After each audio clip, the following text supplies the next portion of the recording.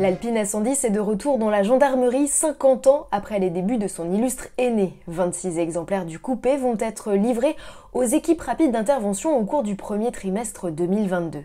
Les clés des 2 premières berlinettes ont été remises ce 17 décembre par Gérald Darmanin, ministre de l'Intérieur, qui explique pourquoi le choix s'est porté sur la nouvelle A110. L'avantage, c'est qu'elles sont fabriquées en France, fabriquées à Dieppe d'ailleurs. Je voudrais remercier les ouvriers et puis les entreprises françaises qui nous ont effectivement permis d'acquérir ces très beaux matériels dans le cadre de la modernisation de la gendarmerie nationale, de la police nationale, partant du principe assez simple que d'abord une belle voiture c'est important pour l'image bien sûr du ministère de l'Intérieur, et puis que par ailleurs il faut que les gendarmes courent aussi vite que les voleurs. Et en 4 secondes 5, on passe de 0 à 100 km/h avec ce véhicule, qui peut aller jusqu'à 250 km/h. Et donc ainsi, pour les interceptions sur la route, aujourd'hui les gendarmes sont équipés pour pouvoir être efficaces et pour pouvoir intervenir notamment contre tous ceux, insécurité routière, GoFast veut se jouer des règles de la République. Pour Alpine, c'est une grande fierté de renouer avec la tradition, comme l'explique son patron, Laurent Rossi. On est très fiers de cette confiance renouvelée par le gouvernement et notamment la brigade d'intervention rapide. L'Alpine A110 a été sélectionnée en 1966 comme un véhicule de la brigade d'intervention rapide.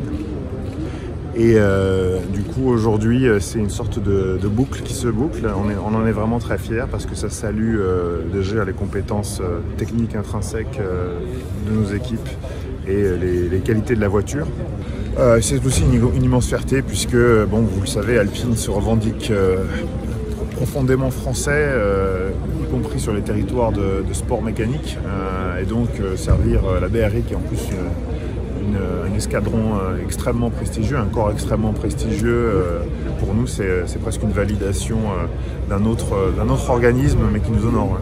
Et puis ensuite ça s'inscrit, comme je le disais, dans une tradition longue de service du groupe Renault finalement, puisque la précédente était une Mégane RS et aujourd'hui c'est une Alpine, on en est très fiers. C'est vraiment un beau moment pour Alpine aujourd'hui.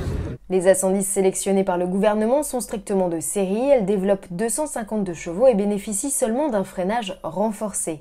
Assemblées à Dieppe, les autos sont ensuite envoyées chez Durizotti pour recevoir leurs équipements spécifiques, sérigraphie, gyrophare, feu de pénétration ou encore panneaux à message variable. L'intégration de ces équipements a demandé un gros travail à l'aménageur qui a dû composer avec la compacité de la biplace, comme le détaille le directeur général François Laure. Donc il est clair que la totalité des équipements qui ont été intégrés ont fait l'objet d'un développement spécifique chez Durizotti.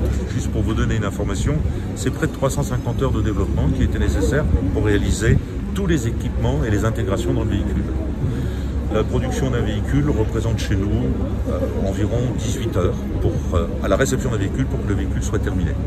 Nous avions fait les Mégane RS, vous en souvenez en son temps. Les Mégane RS avaient un peu plus d'espace et de volume. Ce n'est pas une solution sur étagère que nous avons appliquée. On est bien parti de ce véhicule pour développer l'ensemble des éléments, que ce soit support, commande, etc. Du côté des pelotons de gendarmerie, on trépigne déjà à l'idée de prendre le volant de la sportive. Et ça va être la guerre à la brigade pour savoir qui va conduire. Alors, on est restreint quand même à un cercle assez fermé parce qu'il faut être titulaire de la formation, il faut avoir satisfait les épreuves de formation pilotage. D'accord. Et ça fait combien de personnes donc au total À Sainte-Provence, 3. 3 personnes. Voilà. L'arrivée de l'A110 dans les rangs suscitera peut-être des vocations auprès des jeunes.